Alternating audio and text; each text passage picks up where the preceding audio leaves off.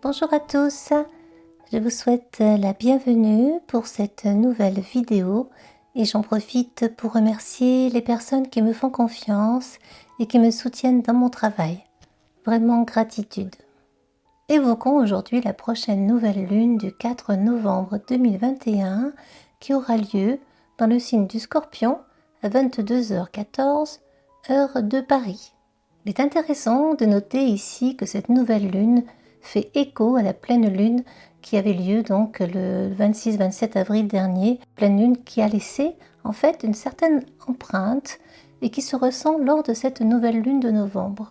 Cette donc lune en Scorpion, signe de profondeur, qui ne lâche rien, qui décortique tout, le signe aussi des abîmes profondes, de la mort, entre autres des sujets tabous, eh bien cette nouvelle lune souligne une opposition franche à notre Uranus qui, je le rappelle, est la planète du changement, de l'inattendu, du renouveau, de l'imprévu, de l'électricité également. Cet aspect implique que l'on souhaite un changement en profondeur dans sa vie, du renouveau, mais dans le même temps, on tient tant à sa sécurité, Scorpion, n'est-ce pas, à ce que l'on connaît déjà, à ce qui nous rassure, que l'on se retrouve encore et toujours coincé entre ces deux forces, ces deux énergies très opposées. Je veux changer, oui, mais en même temps, j'ai ceci, j'ai cela, je fais ceci, je fais cela. Il y a toujours ce oui, mais qui limite tant de choses dans nos vies. La dualité s'installe et dure.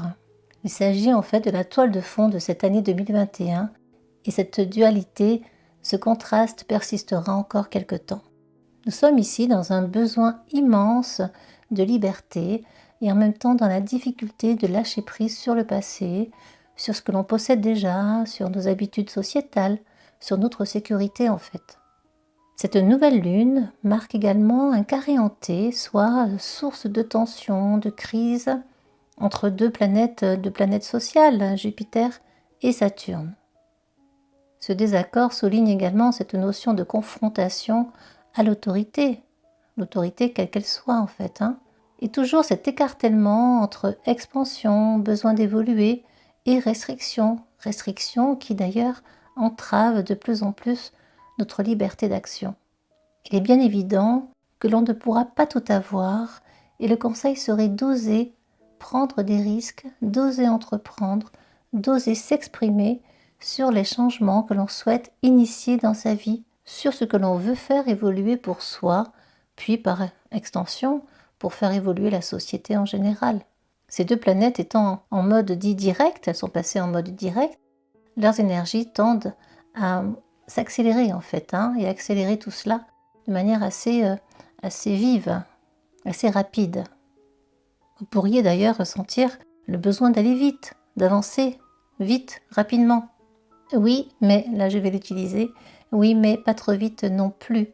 Il y a des marches à gravir, Saturne, lentement mais sûrement, avec réalisme, non sans effort, non sans lâcher prise sur certaines habitudes ou sur notre conception de la sécurité.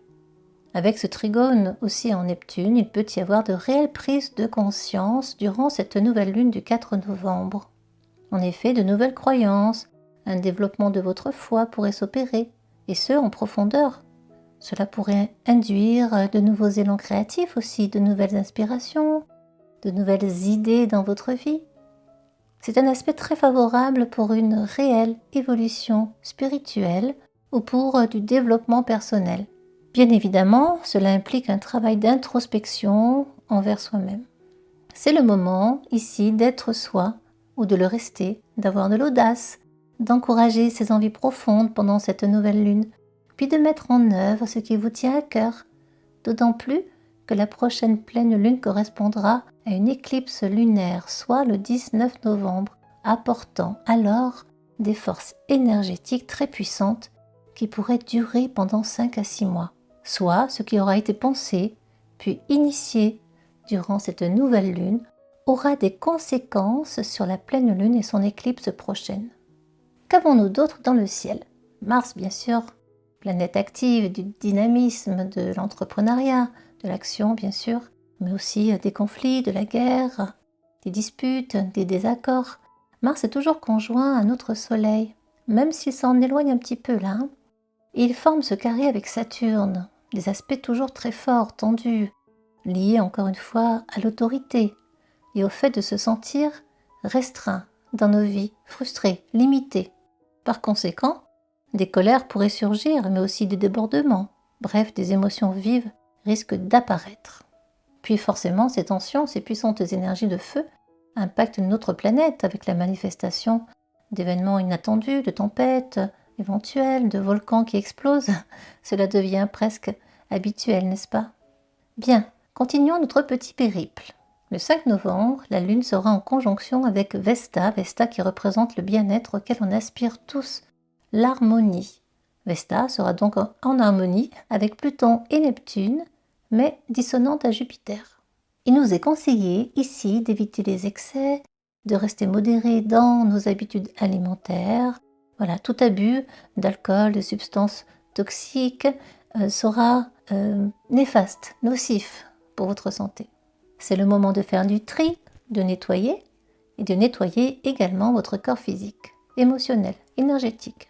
Un corps, un esprit nettoyé apporte une nouvelle clarté, de nouvelles idées dont les objectifs pourraient être atteints le 19 novembre prochain lors de notre pleine lune et éclipse lunaire.